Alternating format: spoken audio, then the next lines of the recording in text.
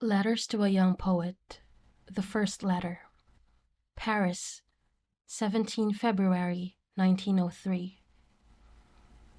My dear Sir, your letter reached me a few days ago. I want to thank you for the deep and loving trust it revealed. I can do no more. I cannot comment on the style of your verses. Critical intent is too far removed from my nature. There is nothing that manages to influence a work of art less than critical words. They always result in more or less unfortunate misunderstandings. Things are not as easily understood, nor as expressible as people usually would like us to believe.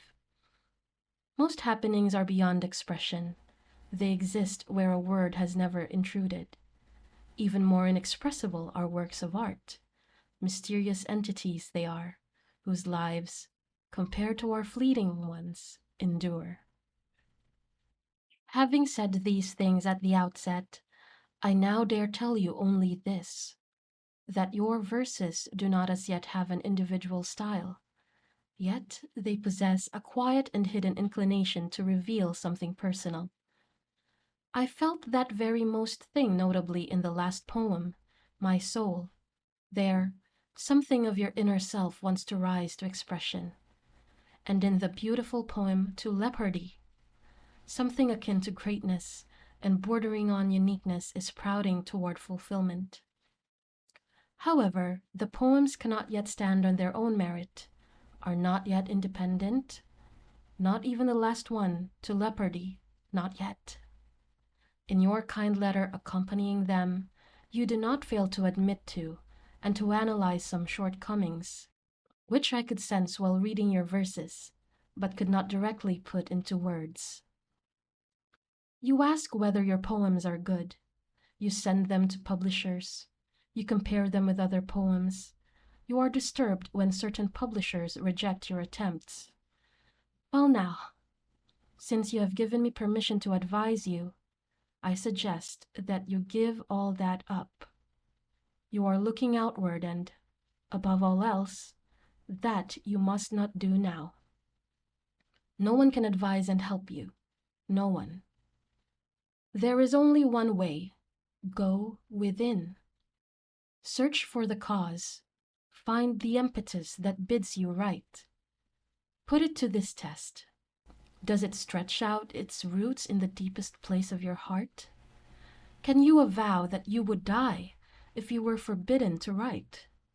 Above all, in the most silent hour of your night, ask yourself this: must I write?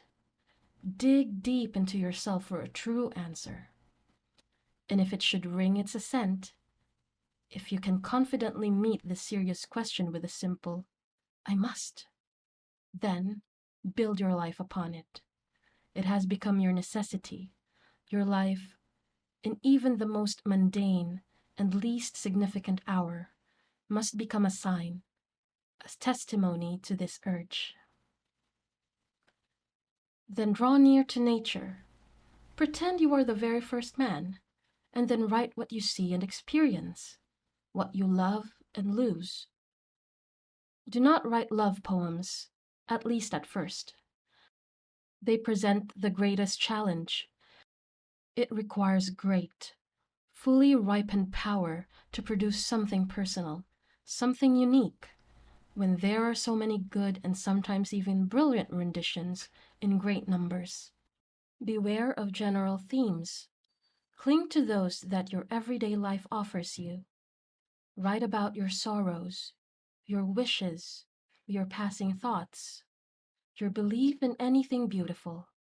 Describe all that with fervent, quiet, and humble sincerity. In order to express yourself, use things in your surroundings, the scenes of your dreams, and the subjects of your memory. If your everyday life appears to be unworthy subject matter, do not complain to life. Complain to yourself. Lament that you are not poet enough to call up its wealth.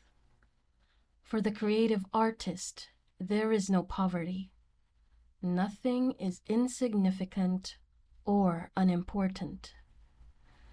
Even if you were in a prison whose walls would shut out from your senses the sounds of the outer world, would you not then still have your childhood, this precious wealth, this treasure house of memories?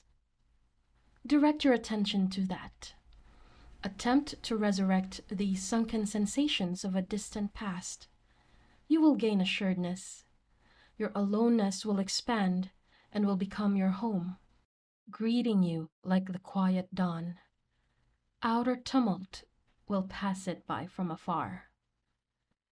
If, as a result of this turning inward, of this sinking into your own world, poetry should emerge, you will think not to ask someone whether it is good poetry, and you will not try to interest publishers of magazines in these works, for you will hear them in your own voice.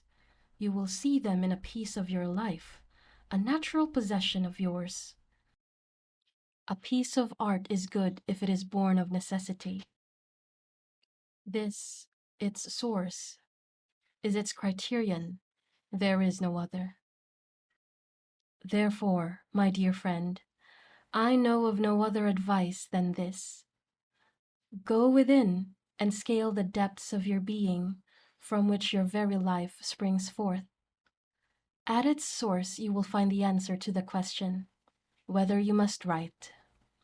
Accept it, however it sounds to you, without analyzing. Perhaps it will become apparent to you that you are indeed called to be a writer. Then accept that fate. Bear its burden and its grandeur without asking for the reward, which might possibly come from without. For the creative artist must be a world of his own, and must find everything within himself and in nature to which he has betrothed himself. It is possible that, even after your descent into your inner self and into your secret place of solitude, you might find that you must give up becoming a poet.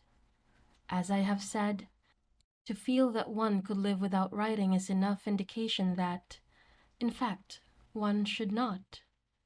Even then, this process of turning inward, upon which I beg you to embark, will not have been in vain. Your life will no doubt from then on find its own paths, that they will be good ones, and rich and expansive, that I wish for you more than I can say. What else shall I tell you? It seems to me everything has been said, with just the right emphasis.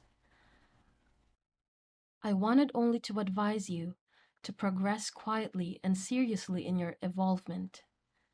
You could greatly interfere with that process if you look outward and expect to obtain answers from the outside, answers which your innermost feelings in your quietest hour can perhaps give you.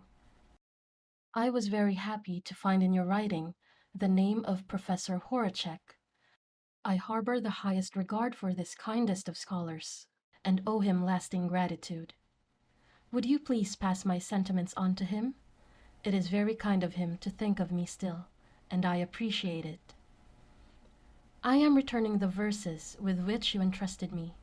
I thank you again for your unconditional and sincere trust. I am overwhelmed with it, and therefore have tried, to the best of my ability, to make myself a little more worthy than I, as a stranger to you, really am. With my sincerest interest and devotion, yours, Rainer Maria Rilke. Letter